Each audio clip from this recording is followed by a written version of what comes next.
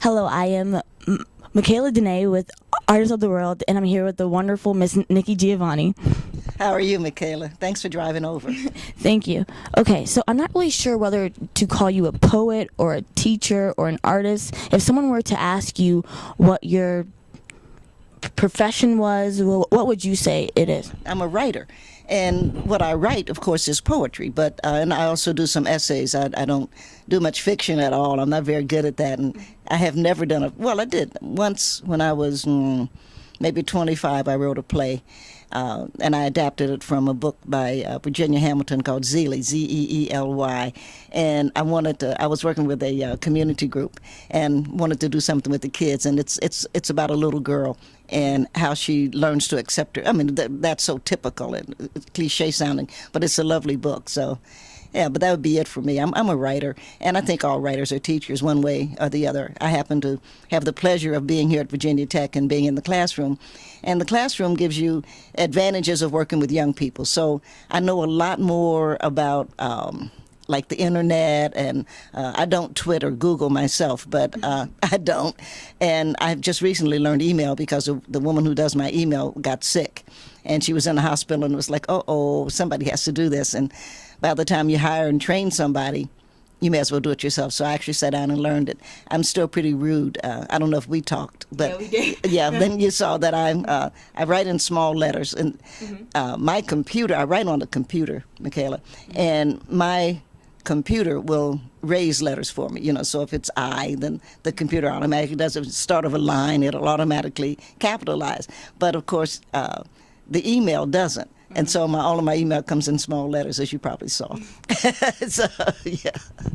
My friend wanted me to ask you, why do you write? What do you hope to accomplish when you're writing, and what is your motive for your writing? Well, I actually, and I hate to answer this way because you're a young person, but I actually don't have goals like that. I don't know why anybody would be an artist and have a goal. I mean, if that's the case, then, you ought to, write a series like everybody's doing. Was it J.K. Rowling or something? I guess her goal is to, deal with Harry Potter or whoever, who was that girl, Meyer, that writes all those vampires. But I don't have goals. I write what I see. I hope to find people who will share it and enjoy it. And I'm fortunate in that people do read me. But I'm not goal oriented in that people write me right now and they'll say things like, well, I want to be published. And that's not what you really want. I mean, I would never write back and say that. What you want is to write. Publishing is out of your control. And anything that's not in your control, that's a cliche, it's not in your control. So you have to control what you can. You can control the writing, and you can learn to make it as good as you can make it. But if the goal, it's like people say, I want to be famous. So you think, well, what is wrong with you? Yeah. Fame is a byproduct and not necessarily even a good one. If you talk to people who are famous, it's a byproduct of something else. You have to want to do something.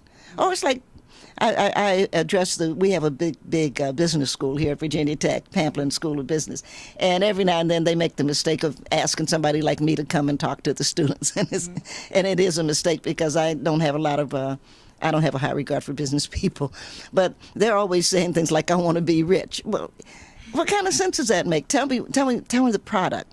I mean, if you talk to Steve Jobs or you talk to Bill Gates, they can say, I wanted to build a computer. Now, the fact that they did that made them incredibly rich. We got Apple, we got, all of that stuff. Or what's his name, too? Mark Zuckerberg, who's crazy as a loon, probably. But nonetheless, Zuckerberg wanted to build a network. Money, which he's now one of the youngest billionaires in the world, of course, is a byproduct. Because if he had set out to say, I want to be a billionaire, he'd end up, being a drug dealer. Something really crazy. Yeah. You have to want to produce something, and you have to work to produce that something, and good things should happen, but you have to approach the world with a good spirit.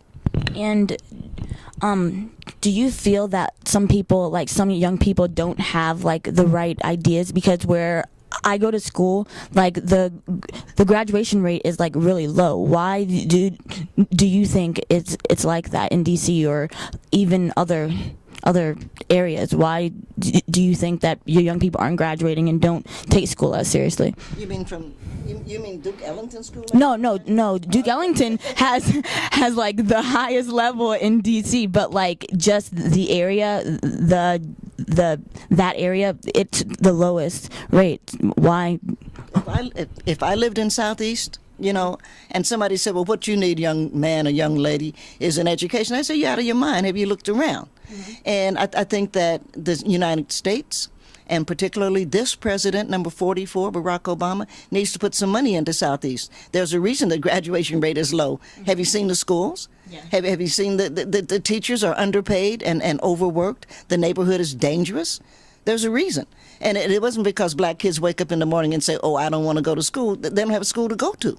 They don't have a community. They don't have a play that they can star in. They don't have crayons that they can draw with. They don't have gym. I mean, give me a break. And then everybody wants to blame the kids, like the kids are supposed to overcome that. Nobody else overcomes it. Mm-hmm. Who else do you know goes to work every morning in an office without air conditioning? We're asking those kids to do that, mm-hmm. and to go urinate in a toilet that hasn't been cleaned in the last 5 years because they don't have a janitor.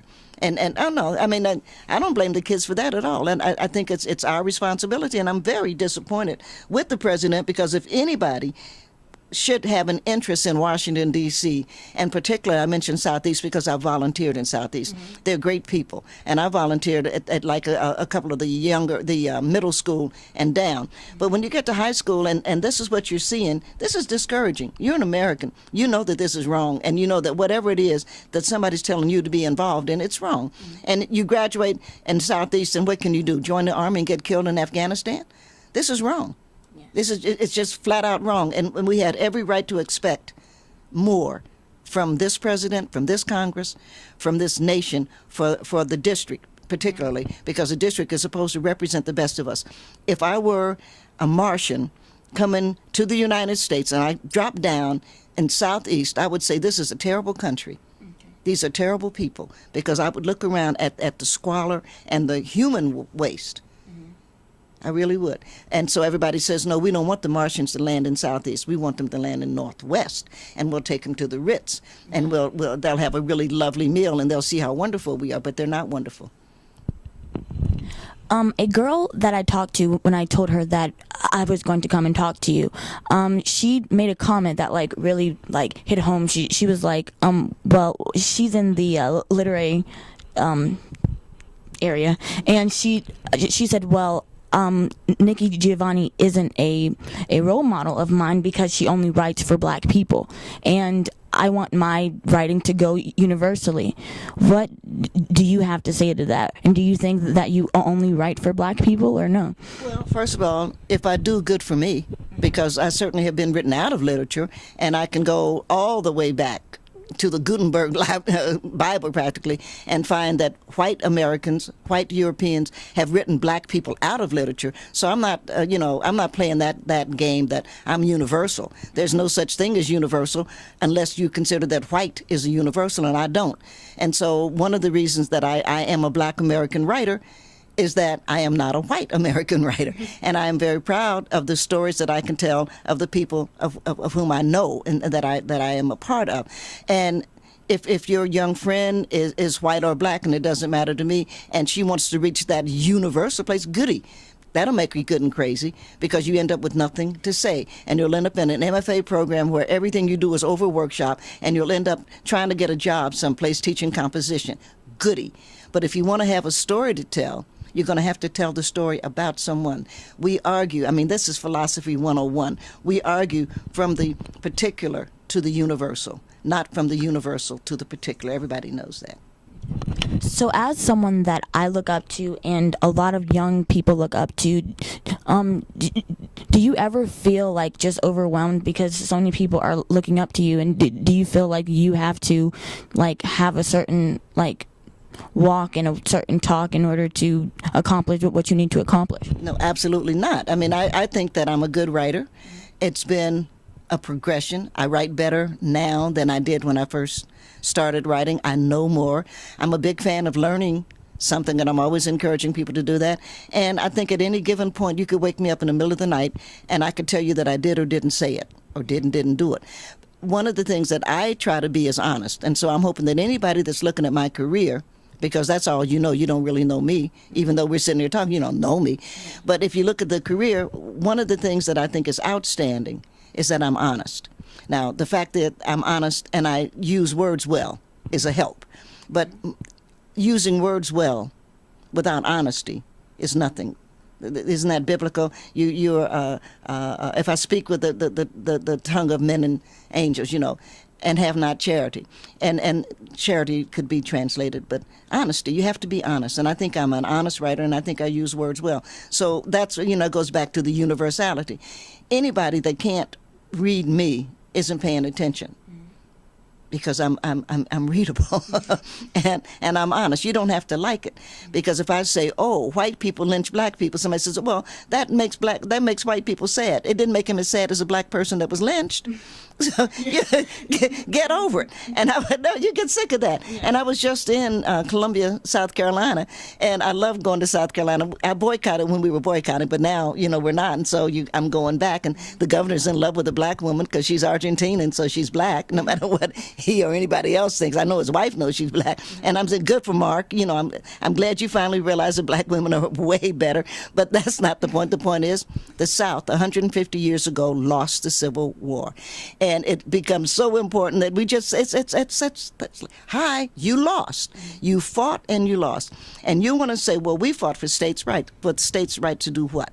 Enslave black people. If slavery had not been on the board, the South would never have succeeded. So we don't have to deal with that anymore. And I'm getting tired of people trying to act like the South made sense. They didn't.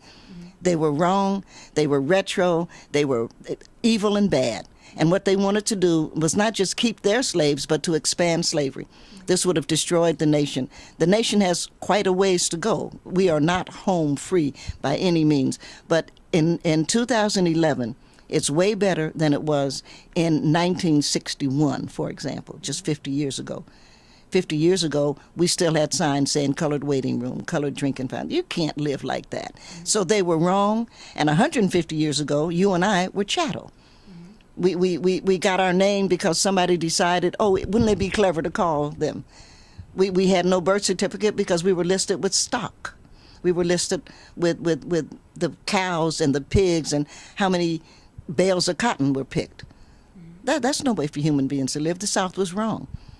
They were wrong. And people get upset if it's, oh, well, this will hurt their feelings. Fuck their feelings, excuse me. No, we have a world to conquer out here. And young people cannot carry that burden of somebody else's mistake. They were wrong. It's that simple. And so I don't even see what the issue is. I keep reading it because we're at the 150th anniversary and everybody's like, well, we need to examine. There's nothing to examine. They were wrong. And they lost. And they should have lost.